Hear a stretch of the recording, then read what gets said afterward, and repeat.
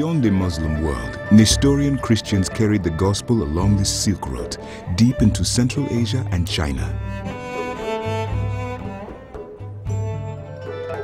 In 635, they were welcomed at the imperial court in China's capital city of Chang'an, the largest city in the world at the time. The Nestorian Church enjoyed 200 years of success until they were wiped out in a wave of persecution in the 10th century. Thus, Christianity has been in China for as long as Buddhism has been in Japan.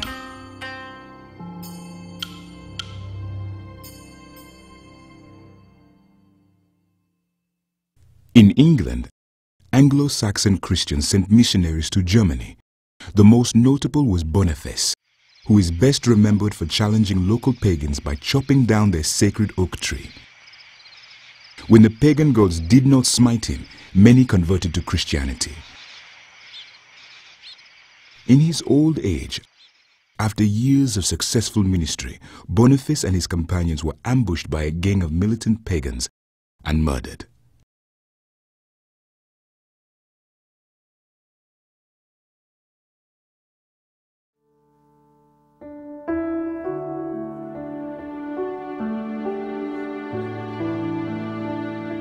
The Eastern Church became increasingly traditional out of necessity for survival.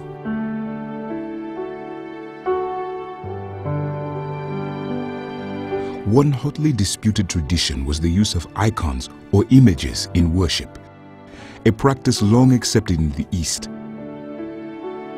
Many in the West felt this was a throwback to paganism and violated the commandment that prohibited making graven images. The Second Council of Nicaea, which sought to resolve the matter, resulted in a compromise. Worship was due to God only, but icons could be used for veneration of saints. The Western Christians were not happy with this ruling. The stage was set for the split between the Western Catholic Church and the Eastern Orthodox Church. Second Nicaea would turn out to be the last truly worldwide council.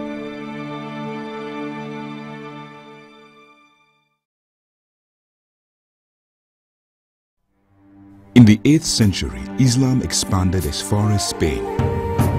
Europe might have become Muslim but for a new emerging power, the Kingdom of the Franks.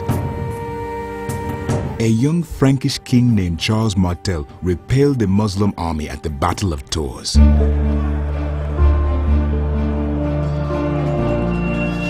His grandson Charles pushed the Muslims back into northern Spain. Charles also came to the defense of Pope Leo III, who was under investigation for corruption. During Christmas Eve Mass 800, while Charles was kneeling in prayer, the grateful Pope placed a crown on his head and declared him Emperor of the new Christian Roman Empire. The reluctant king accepted the title, becoming Charles the Great, or Charlemagne. The Holy Roman Empire would last for 1,000 years until Napoleon brought it to an end in 1802. Charlemagne became a father figure to the continent, setting in motion a number of vital reforms. Unfortunately, none of his successors had his abilities. The relationship between emperor and pope became factious, each vying for power. With its sphere of influence shrinking, the Byzantine Empire pushed north and northwest to the Slavic people. The most important event for the Orthodox Church was the conversion of Russia in 988 at the invitation of the King of Rus, Vladimir I.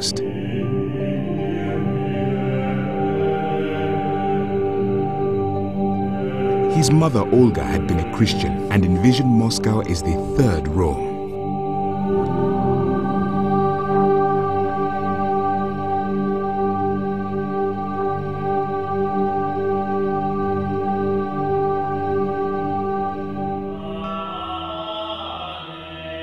Several attempts were made to reconcile the Orthodox and Catholic churches.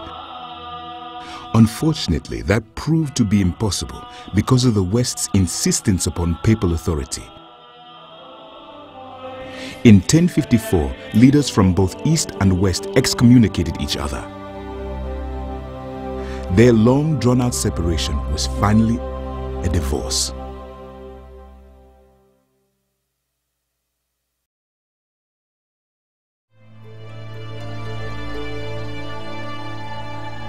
After 4 centuries of Islam's aggressive advance, church leaders wanted to take back the Holy Land. With its power strengthened, the Catholic Church instigated 7 major crusades over a 200-year period.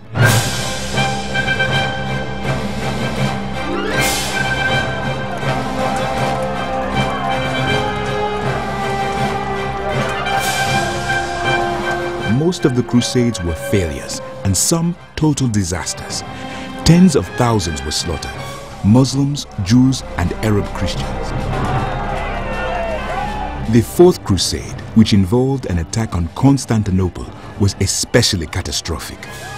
Thousands of Christians were slaughtered in the name of Christ, and 9 centuries worth of ancient manuscripts, art, and sculpture were destroyed during the rampage. At the same time, the plague broke out. Dubbed the Black Death because it turned the extremities black, the plague was one of the deadliest pandemics in human history, wiping out as much as 60% of Europe's population. Most people were certain it was the end of the world.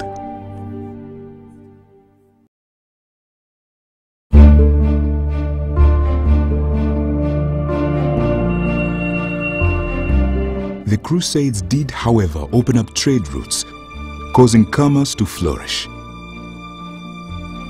Once again, money flowed to and from Europe.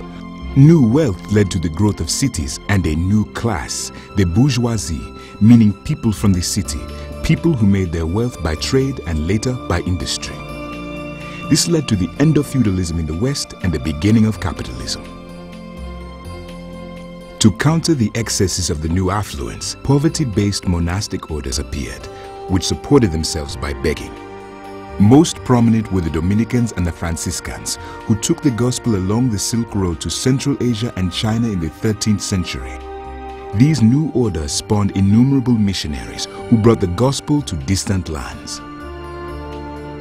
The Franciscans were started by Francis of Assisi, perhaps the most beloved Christian of the Middle Ages. Meanwhile, the church grew very wealthy, owning as much as 1/3 of the land in Europe. The papacy reached its zenith with Pope Innocent III, who united warring states, making him the most powerful man in Europe. He made it a capital offense to read the Bible in any language but Latin. No pope before or since has wielded as much power, and he called himself the supreme sovereign of the world. After Innocent III's death, the papacy slid into rapid decline, including a 70-year period when the papacy was in France. This resulted in the Great Papal Schism, in which there were as many as 3 competing popes. In 1453, Constantinople fell to the Ottoman Turks. The center of Christian gravity was now solidly in Western Europe. Time and again, earnest Christians called for reform. They were usually met with violent resistance.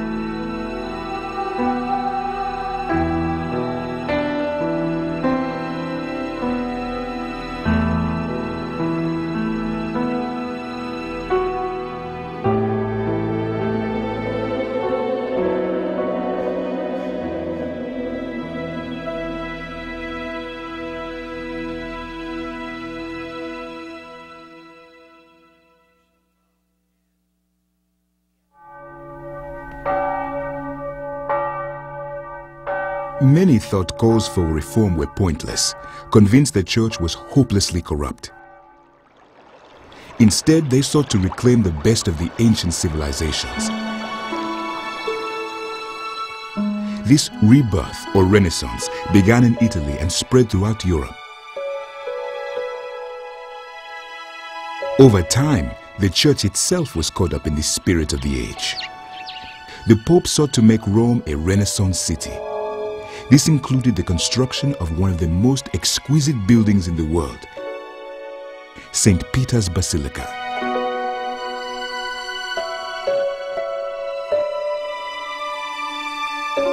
To accomplish this, the church needed cash, lots of it. This led to the sale of indulgences. An indulgence was a papal certificate designed to provide proof of the forgiveness of sins. It could be purchased for oneself or one's friends or relatives, even if they were dead.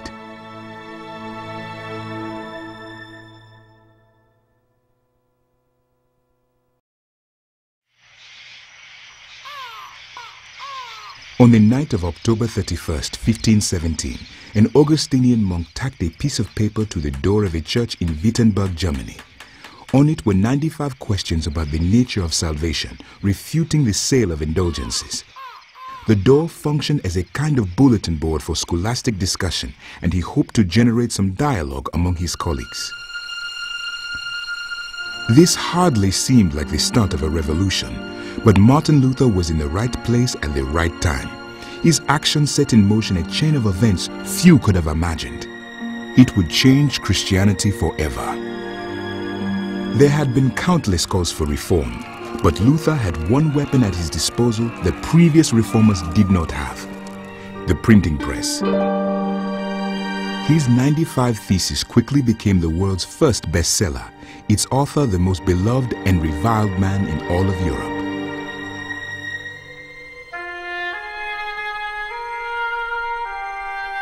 The Catholic Church was largely unprepared for the Reformation.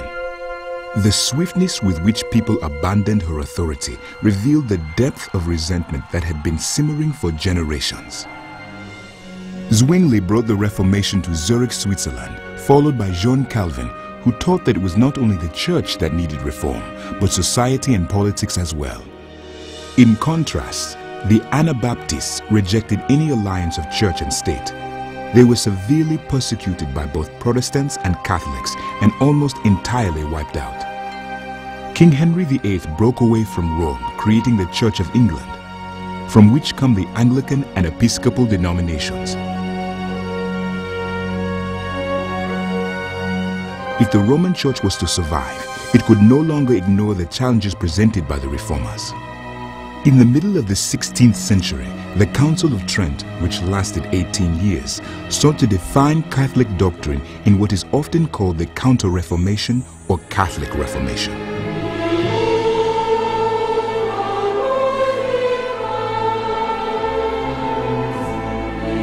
One of the most important Catholic groups to arise at this time was the Jesuits, founded by Ignatius Loyola. While many were fiercely anti-Protestant, stamping it out wherever they could, others were effective missionaries.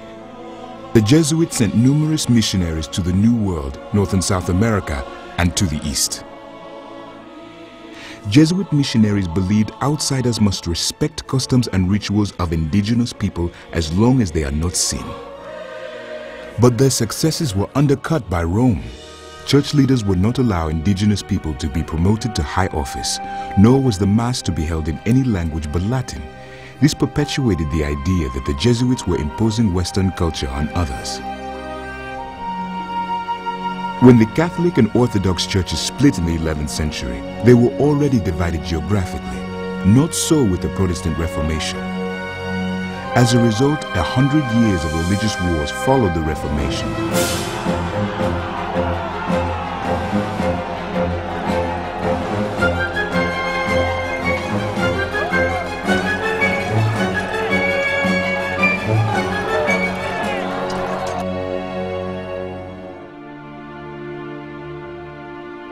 These wars and internal conflicts gave rise to rationalism as intellectuals sought to bring order to this volatile state.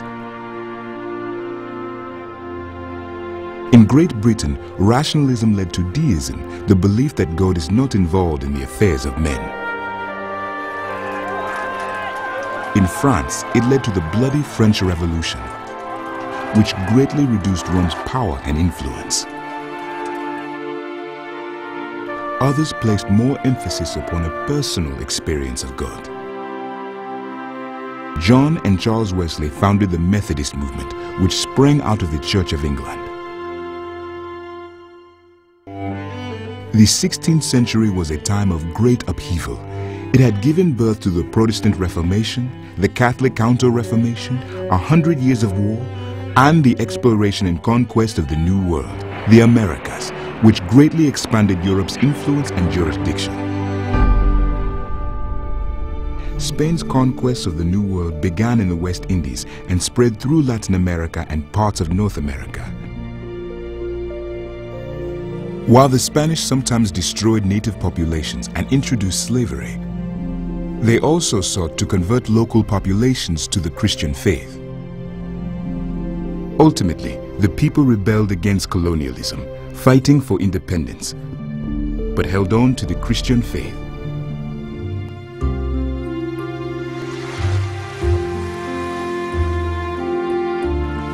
In the 17th century, England and France explored and conquered parts of North America.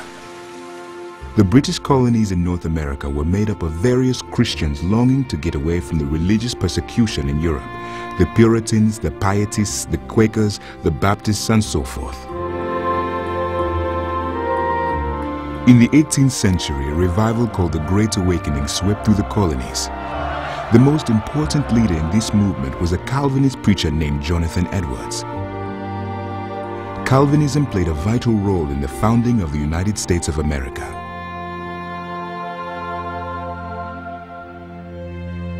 For the first time since the days of Constantine, Christianity in Europe was marginalized. Many Protestants were certain it was the end of the world and launched what has been called the Great Protestant Missionary Century.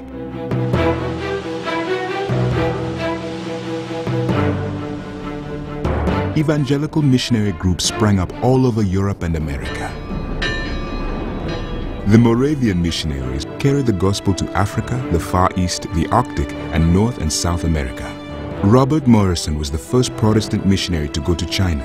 Robert Moffat went to Africa, William Carey to India, Hudson Taylor to China, Robert Bruce to Iran, David Livingstone to Central Africa, Methodists went to Argentina, Presbyterians to Korea, Baptists to Northeast India, Anglicans to Nigeria, Congregational missionaries to the Pacific Islands, and on and on.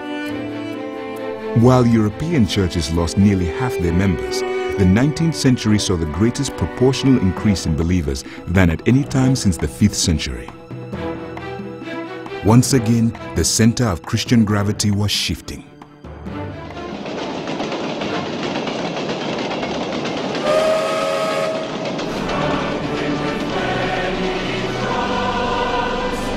The culmination of a century of Protestant missions was a missionary conference held in Edinburgh, Scotland in 1910, chaired by John Mott. It marked the beginning of a modern ecumenical cooperation in missions.